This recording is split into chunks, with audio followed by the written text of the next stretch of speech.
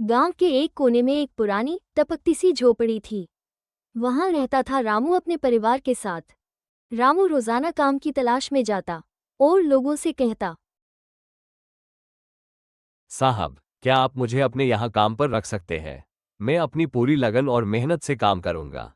ठेकेदार कहता है। नहीं, हमारे यहाँ मशीनों से खेती बाड़ी की जाती है।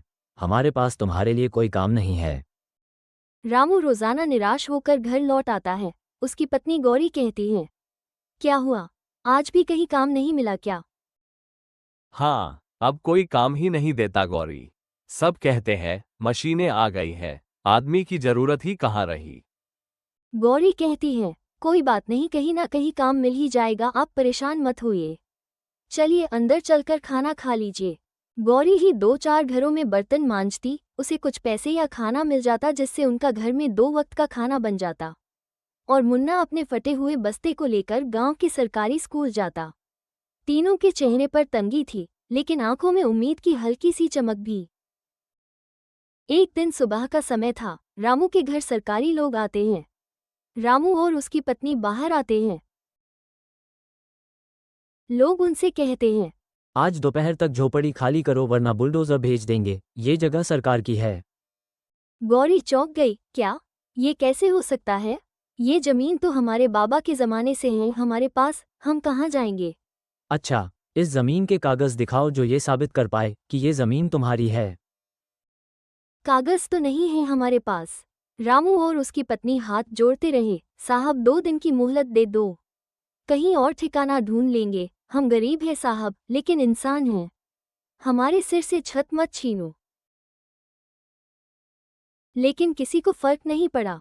गांव के कई लोग तमाशा देखते रहे, कुछ ने चुपचाप सिर झुका लिया। रामू का बेटा राजू चुपचाप खड़ा देखता रहा, कुछ नहीं बोला। बस उसकी आंखें लाल हो गईं। उसी दिन उसके अंदर कुछ टूट भी गया और कुछ बनने भी लगा। उसी शाम को जब रामू अपना सामान समेट रहा था, तभी गांव का एक बुजुर्ग किसान धर्मू काका वहां आया। रामू भैया, सुना है तुम्हें यहाँ से निकाल रहे हैं? हाँ काका, अब तो कहीं सिर छुपाने की जगह भी नहीं बची। हम कहाँ जाएंगे? मेरे खेत के पास एक छोटा सा कमरा है, पुराना मगर पक्का। तुम चाहो तो वहाँ रह लो और खेतों में काम भी करवा लूंगा, बदले में कुछ पैसे भी दे दूंगा। मेहनती आदमी हो तुम। भगवान आपको बहुत दे काका, आपने तो जैसे टूटती सांसें वापस लौटा दी। हाँ बेटा, और मैं काका, ध्यान रखूंगा कि तेरा स्कूल कभी ना छूटे।